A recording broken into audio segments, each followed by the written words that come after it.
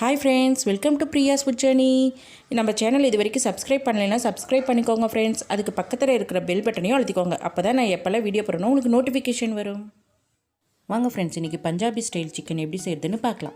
ஒரு கடாயில் எண்ணெய் ஊற்றிருக்கேன். எண்ணெய் காஞ்சதுக்கப்புறம் கிராம்பு, 2 ஏலக்காய், ஒரு சின்ன பட்டை, ஒரே பிரியாணி இலை போட்டுட்டு ஒரு இன்ச்சுக்கு இஞ்சியை குட்டி குட்டியாக கட் பண்ணி வச்சுக்காது 10 பல்லு பூண்டு சேர்த்திட்டு நல்லா வதக்கி விட்டுக்கலாம். வதக்கிட்டு ஒரு பெரிய வெங்காயத்தை நீளமாக கட் பண்ணி வச்சுருக்கேன். அதையும் நம்ம இது கூட சேர்த்து வதக்கிக்கலாம். வெங்காயம் நல்லா ப்ரௌன் கலர் ஆகணும்.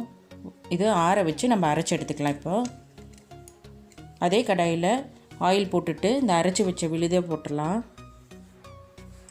அரைச்சி விழுதை போட்டுட்டு நல்லா நம்ம இதை வெங்காயத்தோட பச்சை வாசம் கொஞ்சம் போகணும். அது வரைக்கும் நம்ம இதை கொஞ்சம் கலக்கி விட்டுட்டு கொதிக்க வச்சுக்கலாம். இப்போ 2 தக்காளியை நான் அரைச்சி எடுத்திருக்கேன். அதையும் நம்ம இது கூட சேர்த்திக்கலாம். நாட்டு தக்காளி எடுக்காதீங்க, அப்புறம் அந்த கிரேவி புளிக்கிற மாதிரி இருக்கும். உங்களுக்கு பெங்களூர் தக்காளி எடுத்துக்கோங்க. இதுவும் நல்லா கொதிக்கட்டும். கொதித்து நல்ல கலர் கொஞ்சம் சேஞ்ச் ஆகும். அது வரைக்கும் நம்ம விட்டுடலாம்.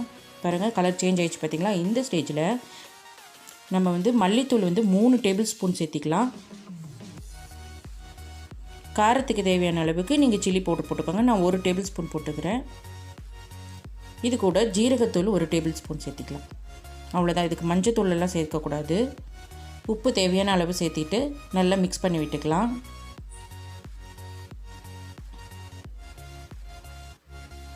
இது லைட்டாக கொஞ்சம் கொதி வரட்டும். இது கூட சிக்கனை நல்லா வாஷ் பண்ணிவிட்டு அது கூட மஞ்சத்தூள், மிளகாத்தூள் போட்டு சேர்த்து கலக்கி வச்சுருக்கேன். இஞ்சி பூண்டு போட்டு அதையும் நம்ம இது கூட சேர்த்திக்கலாம். இப்போ தண்ணி ஊற்றக்கூடாது. இந்த மசாலா கூடயே இந்த சிக்கன் வேகணும். ஒரு 10 மினிட்ஸ் கவர் போட்டு நம்ம இதை க்ளோஸ் பண்ணி வச்சுக்கலாம்.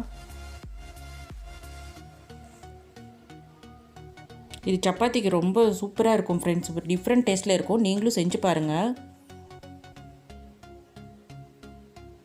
இப்போ 10 நிமிஷம் ஆயிடுச்சு. நம்ம ஓப்பன் பண்ணி பார்க்கலாம். பார்த்திங்களா, இந்த ஸ்டேஜில் இருக்குது. இந்த ஸ்டேஜில் நீங்கள் என்ன பண்ணுறீங்கன்னா, உங்களுக்கு எவ்வளோ லிக்விடாக வேணுமோ இந்த ஸ்டேஜில் தண்ணி ஊற்றிக்கலாம். ரொம்ப ஊற்றினீங்கன்னா சப்பாத்திக்கெலாம் நல்லா இருக்காது. ஓரளவுக்கு திக்னஸாக இருந்தால் தான் நல்லாயிருக்கும். அதனால் நான் ஒரு 1/2 டம்ளர் பெரிய கப்பில் ஒரு 1/2 கப்பு அந்த மாதிரி தண்ணி ஊற்றிருக்கேன். இது நல்லா எல்லாத்தையும் மிக்ஸ் பண்ணி விட்டுட்டு இதை ஒரு 15 மினிட்ஸ் நம்ம க்ளோஸ் பண்ணி எடுத்துக்கலாம். சிக்கன்லாம் நல்லா வேகணும் இல்லைங்களா, அதனால் க்ளோஸ் பண்ணி எடுத்துக்கலாம். நம்ம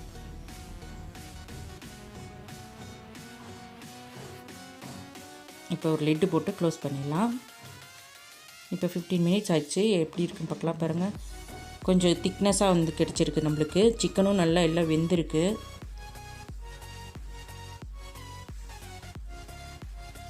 இந்த மாதிரி கொஞ்சம் திக்னஸாக இருந்தால் தான் சப்பாத்திக்கு, பூரிக்கு தொட்டு சாப்பிட்றதுக்குலாம் நல்லாயிருக்கும். இந்த ஸ்டேஜில் கரம் மசாலா ஒரு 1/2 டீஸ்பூன் சேர்த்திட்டு மாங்காய் தூள் ஒரு 1/2 டீஸ்பூன் சேர்த்திக்கலாம். இது நல்லா மிக்ஸ் பண்ண வேண்டாம்.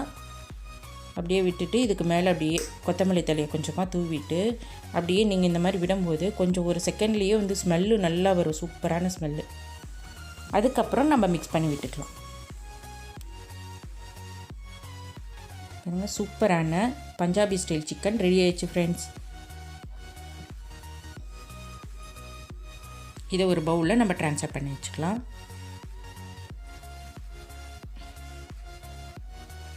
அவ்வளோதான் ஃப்ரெண்ட்ஸ், சூப்பரான பஞ்சாபி ஸ்டைல் சிக்கன் ரெடி ஆயிடுச்சு. இதை நீங்கள் இட்லி, தோசை, சப்பாத்தி எதுக்கு வேணால் சூப்பராக இருக்கும். சப்பாத்திக்கு செம்ம சூப்பராக இருக்கும். இந்த வீடியோ உங்களுக்கு பிடிச்சிருந்தா ஃப்ரெண்ட்ஸ் அண்ட் ஃபேமிலி கூட ஷேர் பண்ணிக்கோங்க. டாட்டா, பாய் பாய், டேக் கேர்.